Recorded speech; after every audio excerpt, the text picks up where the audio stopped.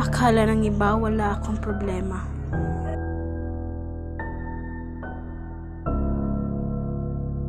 Pero di nila alam, mayroon akong iniinda. Depresyon. Mahirap na sitwasyon. Akala ng iba, hindi ito totoo. Naunti-unti na akong pinapatay nito. Sa likod ng mga ngiti sa labi ko. Sandamakmak na problema ang kinakaharap ko. Akala ko, malakas ako. Malakas naman talaga ako. Malakas ako pero pagod na sa mundong ito. Nakakapagod pala. Kaya siguro, panahon na.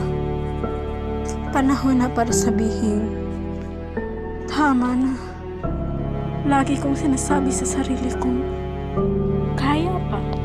Pero kaya ko pa ba talaga? Kasi parang hindi na. Dahil ayoko na.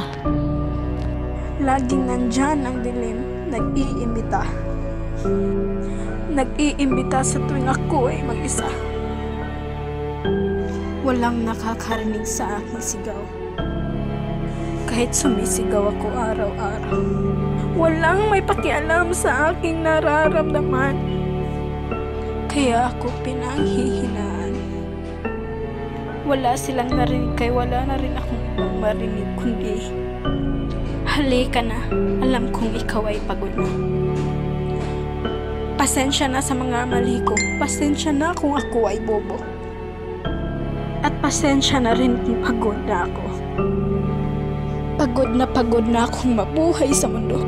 Pagod na ang mga mata sa pagpatak ng mga luha. Luhang hindi nakikita ng iba. Ang ngiti sa kamera ay yun na lang ang nakikita. Gusto ko nang tapusin ito. Kasi ang puso ko ay punong-puno. Punong-puno ng takot sa tao. Takot na akong mabuhay sa mundo. Tumitigas ang tuhod, ang puso ko ay kumakalabog. Ang liwanag unti-unti nang nawawala. Kaya sige na, malapit na ako iyong makita. Sa iyong imbita, ako na'y sasama.